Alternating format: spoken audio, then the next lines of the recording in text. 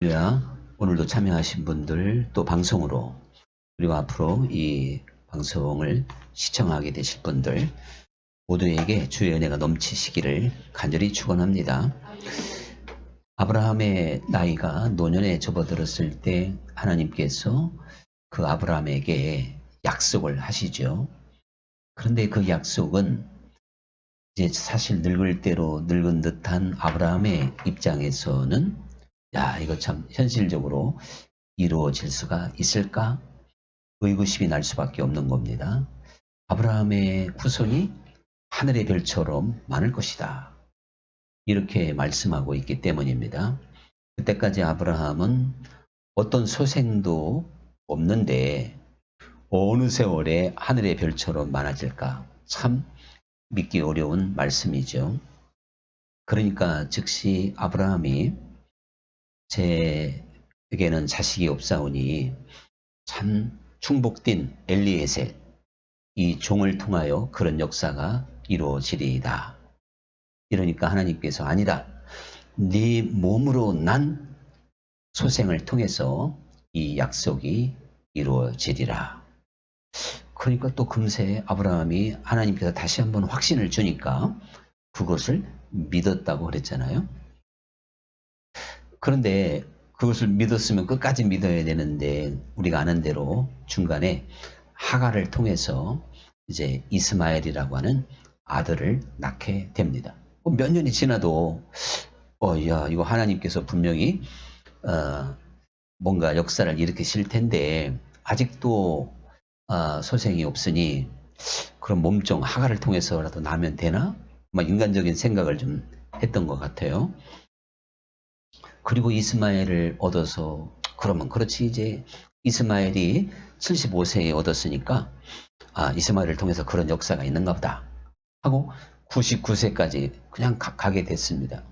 근데 하나님께서 99세에 아브라함에게 나타나셔서 내년 이맘때 네가 아들을 낳을 것이고 그 이름을 이삭이라고 해라.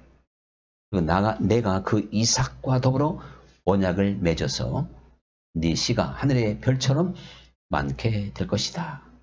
즉 이렇게 말씀을 하시게 된 겁니다.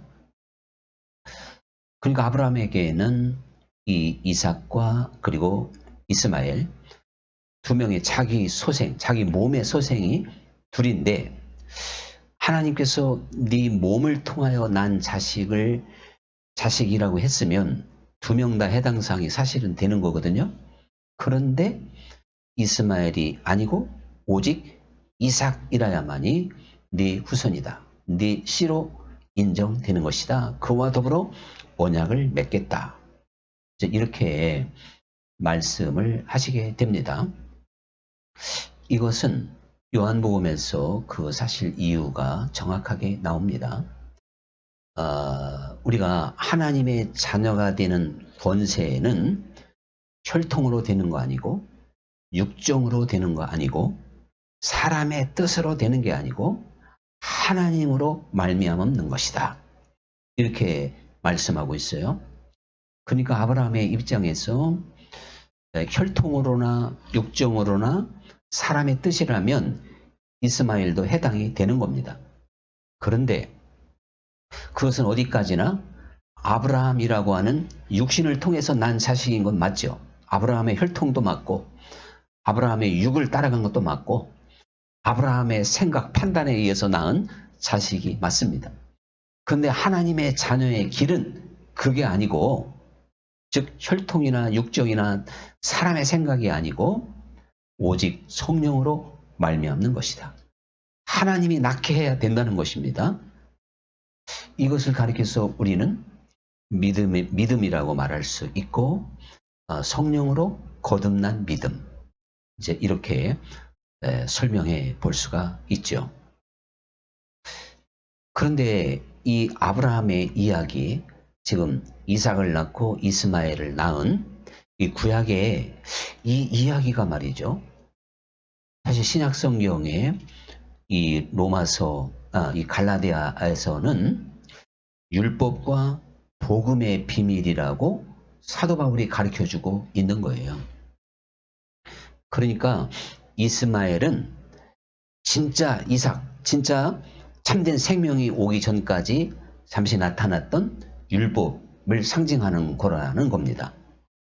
그리고 기다렸더니 하나님에 의해서 출생한 이삭, 그게 바로 하나님의 아들로부터 시작된 복음이다. 그러니까 하나님의 계획은 율법으로 하나님의 뜻을 이루시는 게 아니고 그리스도로 말미암는 참된 생명으로 하나님의 뜻을 이루는 것인데, 그 하나님의 계획이 아브라함의 이야기를 통해서 지금 숨겨져 있는 것이라고 바울이 설명하고 있는데, 사도 바울이 이렇게 이걸 해석하지 않는다면 저나 어떤 설교자도 그렇게 해석할 수는 없죠. 그렇게 했다가는 이상한 사람이 될 테니까. 그런데 바울이 그 구약의 어떠한 역사적인 인물의 이야기를 이게 신약에 와서 이루어지는 하나님 나라의 큰 비밀로 이렇게 풀었을 때 우리는 역시 성경이 하나님의 감동, 성령의 감동으로 쓰여진 책이고 하나님의 계획과 섭리 가운데 우리에게 성경이 주어진 것이구나. 하나님이 아브라함뿐만 아니라 야곱, 다윗 할 것 없이 엘리야, 엘리사 수많은 사람들과 역사하셨고 그들을 통해서 일하셨던 모든 것들이 오늘 우리가 그것이 영적인 비밀로 하나님의 말씀으로 잘 해석해낼 수 있는 그런 숨겨진 이야기가 많잖아요. 또 제가 그것을 설명하기를 즐겨하고, 그래서 어떻게 보면 아주 독단이라기보다는 뭡니까? 독특한 특허지 특허, 영적 강해 설교. 여기에서 어떠한 그 이야기 속에서 영적 메시지를 그리고 교훈을, 영적인 비밀을 이끌어내는 게 영적 강해 설교인데, 제가 이런 설교를 나름대로 이렇게 만들어내게 된 건 제 뜻대로 된 게 아니고 이미 바울이 오늘 이와 같은 설교를 신약에서 많이 했단 말이죠. 홍해 바다를 건너간 것도 그게 바로 세례를 상징하는 것이다. 우리가 볼 때는 홍해 바다가 쫙 갈라지고 엄청난 기적, 이스라엘 백성들이 환호하고 애굽 사람은 죽고 그런 어떠한 신나는 이야기로 생각하지만 그게 우리가 받아야 될 세례를 그렇게 상징하는 것이다. 바울이 직접 설명해 주고 있잖아요. 또 예수님도 시편부터 시작해서 수없이 많은 성경 구약을 인용해서 이것이 곧 나를 증거한 것이다. 그리고 또 예수님이 결론적으로 모든 성경이 나를 증거한 것이다. 이렇게까지 말씀을 하셔서 우리가 구약뿐만 아니라 신약을 어떤 사람의 지식이나 철학으로 봐서도 안 되고, 그러면 그 안에 숨겨진 이야기, 진리를 발견하지 못하는 겁니다. 성령께서 우리의 눈을 열어주시면, 우리의 귀를 열어주시면 성경에 감추어져 있는 깊은 비밀들을 깨닫게 될 줄 믿습니다. 그래서 저도 이거 해가 거듭될수록, 그리고 작년에 못 보았던 말씀을 금년에, 지난번에는 묻혔던 이야기가 그 다음에 읽었을 때, 그 다음에 묵상할 때, 똑같은 본문을 가지고 설교를 할 때도요, 전혀 설교하지 못했던 부분이 다음에 설교할 때는 또 영감으로 떠올라서 제가 메시지로 전해주는, 사실 그런 것이 사실입니다. 저도 기대가 돼요. 좀 더 계속 전진해 가면 그동안 내가 알지 못했던 어떠한 영적 비밀의 이야기가 성경에 어떻게 숨겨져 있을까, 이런 것들을 참 기대하면서 말씀도 준비하고 묵상할 때가 사실 일상입니다. 일상. 그런 기대와 그런 꿈을 가지고 또 성경을 봐야만이 하나님께서 우리의 눈을 더 열어주시고 깨닫게 주시겠죠. 그런데 사실 이삭은 하나님의 참된 생명, 하나님으로부터 난 씨, 복음, 생명을 말하는 것이고, 이스마엘은 율법을 상징하는 것이다. 그것은 영이 아니라 육적인 것을 말하는 것이죠. 이래서 오늘 우리가 쉽게 한번 정리해 보자면 사실 우리의 그 신앙을 두 가지로 분류해 볼 수가 있어요.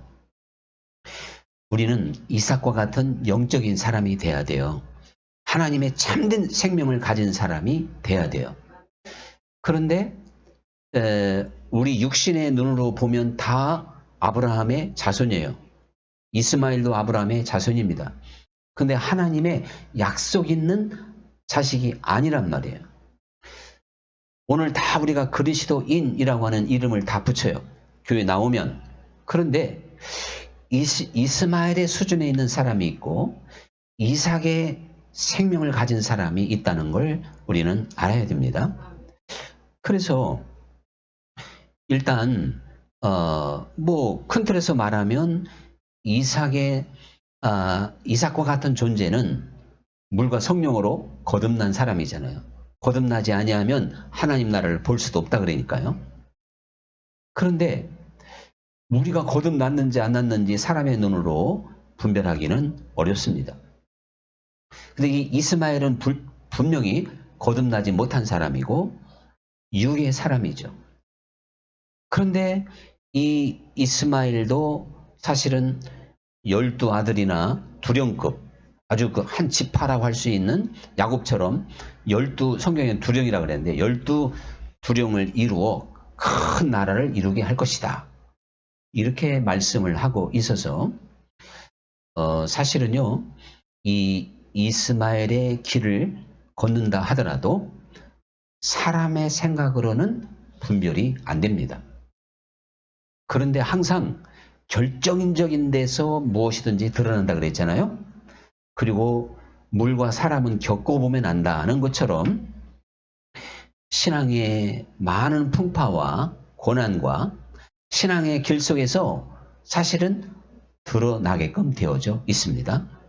이 로마서 오늘 9장을 봤지만 그 이후에 말씀에 보면 이삭의 생명을 가지고 살아가는 사람들이 누구냐 하는 것을 야곱과 에서를 통해서 설명해주고 있어요. 바로 이 에서가 이스마엘의 길을 걷는 사람인 거예요. 야곱이 이삭의 길을 걷는 사람이죠. 근데 하나님께서 에서는 버렸고 이삭은 내가 택했다. 이렇게 말씀을 하시는 거예요.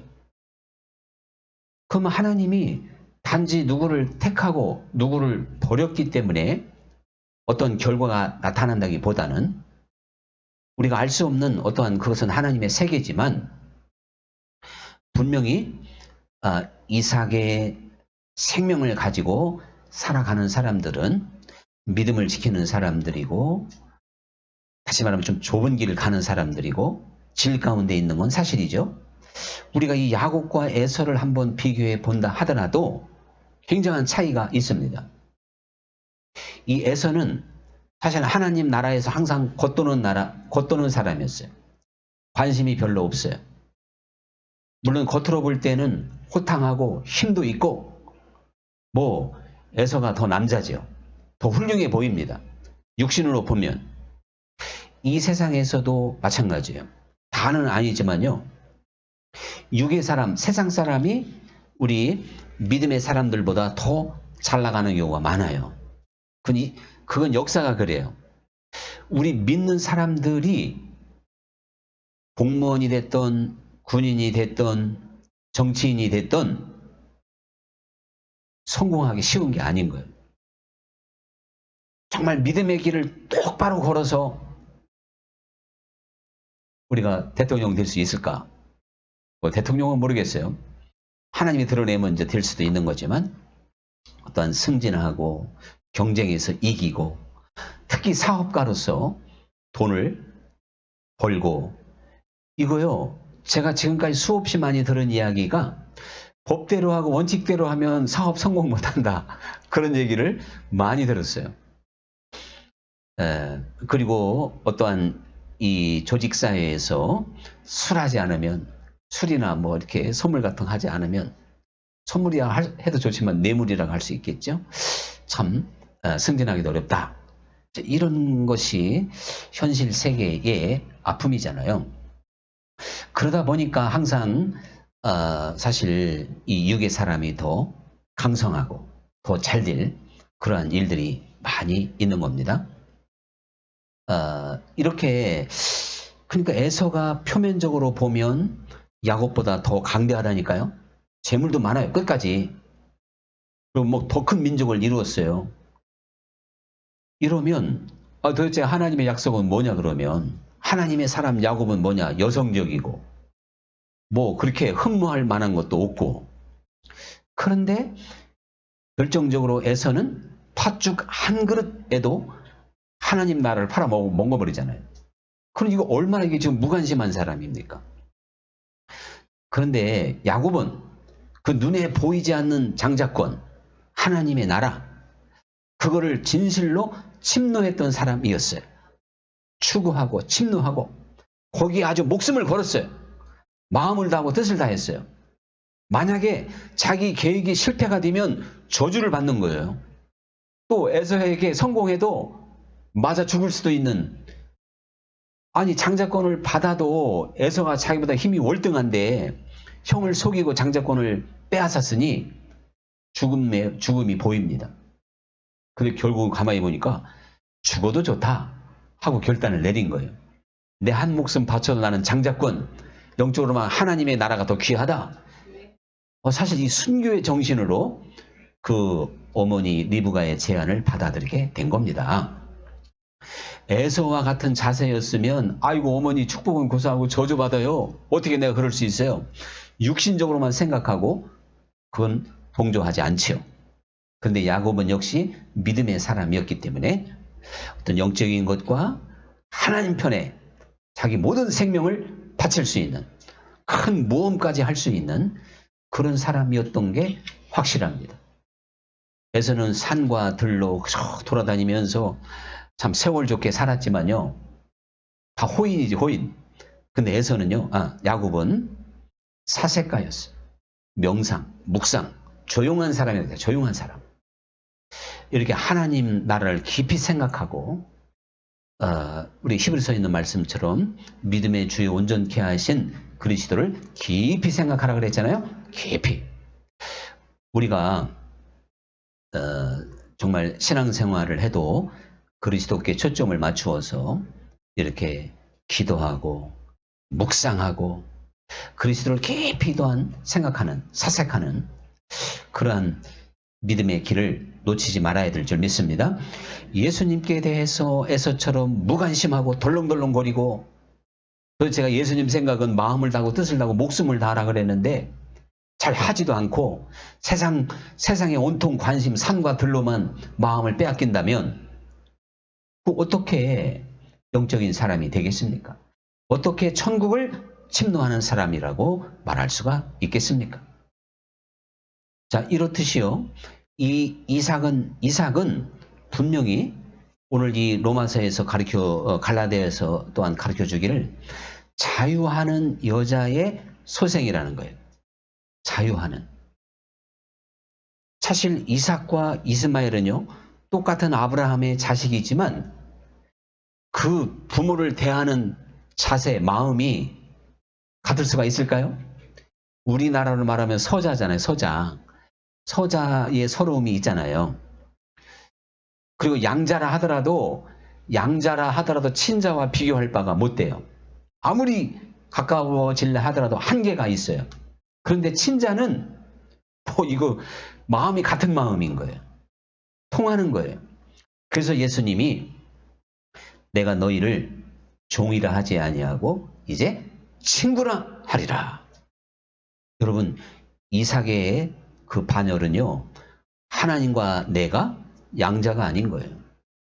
서자도 아닌 거예요. 친자의 권세로. 이것은 다시 말하면 그리스도의 마음을 안다는 거예요. 이거를 실감나게 친구라고 표현한 거예요. 친구. 아니 우리가 감히 예수님을 친구?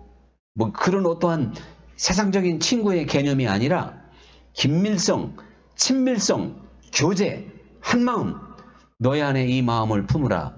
곧 그리스도 예수의 마음이니. 우리가 그리스도의 심장을 갖는 거예요. 그러면 결국은 하나님의 마음을 알았기 때문에 최고의 법인 사랑을 실천하게끔 되어져 있습니다. 물론 사람은 육을 가졌기 때문에 괘씸하고 서운하고 원수처럼 순간적으로 생각될 수도 있죠. 그러나 잠시만 시간 주면 분별이 되고 용서할 수 있고 품을 수가 있는 거예요. 하루 해가 지기 전에 해결할 수가 있는 거예요. 이게 영의 사람이고 친구의 믿음입니다.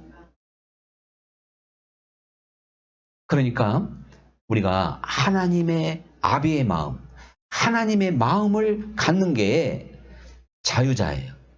진리를 알지니 진리가 너를 자유케 하리라.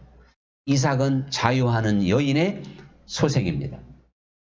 이스마엘은 종의 소생입니다. 그래서 늘 종의 마음을 가질 수밖에 없는 거예요. 오늘 우리는 하나님이라는 분을 생각할 때 하나님과 나 사이에 벽이 없어야 돼요. 두려움이 없어야 돼요. 그래서 지금 이 땅에서 하나님을 두려워하는 자는 그날에 하나님 앞에 멸망을 당한다는 거예요. 못 쓰는 거예요. 지금도 하나님이 두려운데 그 엄청난 영광 앞에 누가 설 수 있겠습니까? 하나님이 시내산에 강림했을 때요. 실제 강림했잖아요. 그때는요. 모세라도 두려운 마음을 가졌다 그랬어요. 그건 구약의 차원이니까 그래요. 그런데 변화산에서 모세, 엘리야, 예수님 그리고 베드로, 야고보, 요한 6명이 6분이 거기 딱 모였을 때는 거기서는 두렵다는 말이 없어요. 물론 제자들이 이제 좋았다가 또 두려움도 좀 느꼈지요.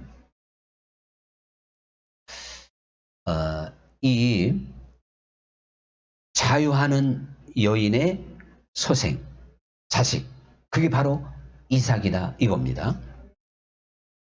우리는 그리스도를 깊이 알고 하나님을 깊이 알아서 하나님의 마음을 가질 수 있는 그러한 믿음이 꼭 될 수 있기를 간절히 축원합니다. 성경 달달달 외우고 주일 지키고 정확하게 헌금 생활하고 전도 열심히 해도요. 이스마엘과 같은 성품이 있다니까요. 이거 잘 분별해야 돼요. 우리가 이삭과 같은 반열에 있다면 하나님의 사랑의 세계의 눈을 연잡니다. 그리고 모든 것을 영적으로 판단하고 분별해 볼 수 있는 사람이 되는 거예요. 지식으로 되는 게 아니라니까요. 혈통으로 되는 게 아니고 육정으로 되는 게 아니고 사람의 뜻으로 되는 게 아니라는 것은 사람의 힘으로 아니라는 거예요. 네가 하나님을 알 수 없다는 거예요. 성령으로만 하나님을 알게 될 줄 믿습니다. 성령으로 하나님을 알게 되면 놀라운 권세가 주어지게 되는 거예요. 결정적인 데서 하나님 뜻대로 판단을 합니다. 영의 사람이나 육의 사람이나 화날 때 날 수도 있고 다 비슷해요. 근데 결정적인 실수를 안 하는 거예요. 그리고 결정 끝까지 가지 않냐고 돌이킬 수 있는 사람인 거예요. 회개할 수 있는 사람. 그리고 계속 성장해 가는 사람인 줄 믿습니다. 무엇보다도 그리스도 예수의 마음을 오늘도 배우고 내일도 배워서 하나님의 마음을 느낄 수 있고 품을 수 있는 그러한 믿음을 가질 수 있기를 간절히 축원합니다. 그것만이 이삭의 반열인 거예요. 그리고 사실 이 이삭은요. 아브라함이 길고도 긴 연단과 고난 가운데서 낳은 자식입니다. 사실 그래서 사실은 고난, 연단, 하나의 십자가의 정신은요. 낮은 곳에 있는 거예요. 그리고 고난이라도 넉넉히 이기는 겁니다. 그래서 복음의 예수님께서 하나님의 나라가 낮은 곳에 임하고 가난한 자에게 전파된다고 하는 이야기는 우리가 영의 사람이 되고 이삭의 씨를 가지게 되면 낮은 곳을 볼 수 있는 사람이 돼요. 이 세상의 부귀, 영화, 성공에 관심이 없어요. 만약에 세상적인 것의 욕망을 아직도 그리스도 안에서 부인하지 못했다면 이스마엘인 거예요. 십자가라는 게 뭐예요? 십자가 자체가 고난이고 역경이잖아요. 우리는 십자가를 사랑해야 돼요. 그 십자가에 나의 정과 욕심을 못 박는 거라 그랬잖아요. 그런데 우리는 지금 그리스도를 어떻게 알아가고 있냐 이거예요. 예수님을 믿어서 성공해야 되고 잘 돼야 되고 복 받아야 되고 자꾸 세상적인 것에 초점을 맞추게 된단 말입니다.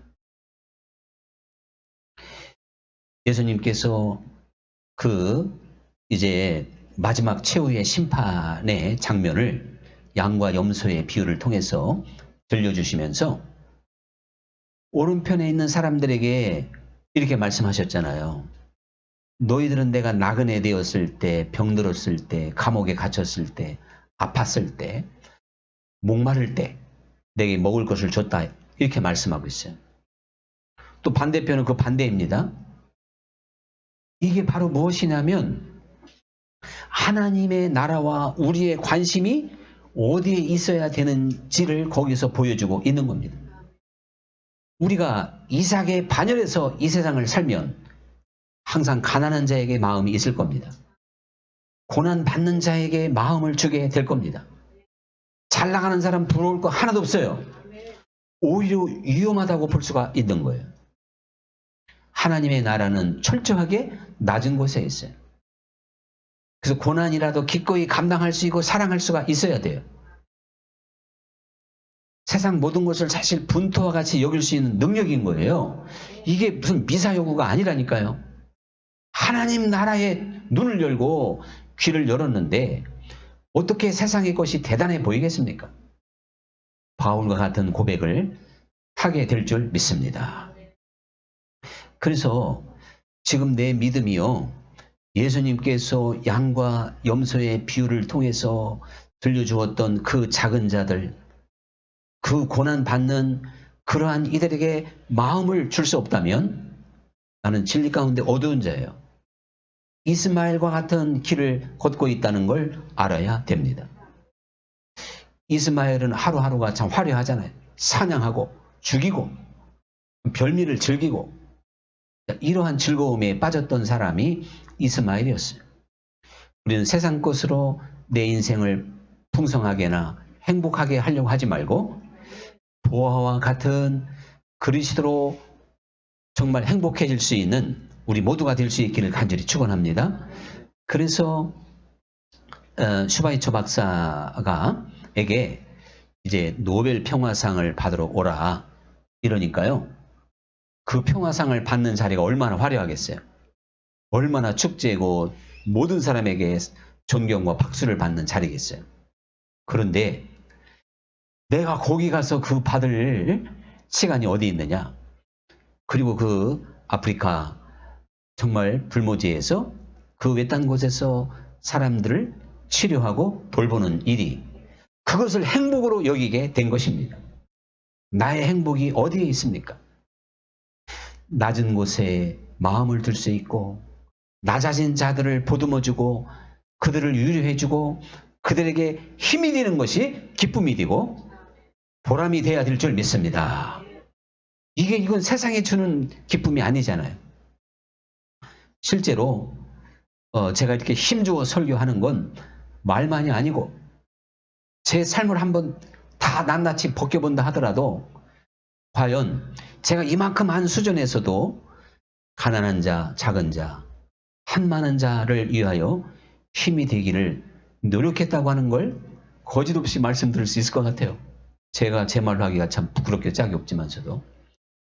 그러니까 주변 사람이 붙여주는 별명이 있잖아요. 제가 하나 별명 중에 가난한 자의 아버지래 저보고 가난한 교회의 아버지래 할렐루야. 그래서 지금은 저도 가난한 교회가 됐으니까 어쩔지 모르지만 어쨌든 저는 그 별명이 가장 영광스러워. 주변에 같이 지켜봤던 목회자들이 그렇게 제 별명을 붙여줬으니까요.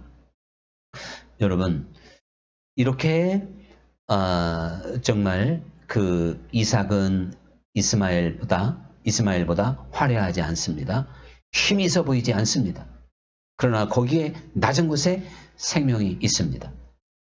내가 하나님의 생명으로 이 세상을 어떻게 바라보는지 우리 자신의 믿음을 한번 온전히 살펴봐야 될 줄 믿습니다.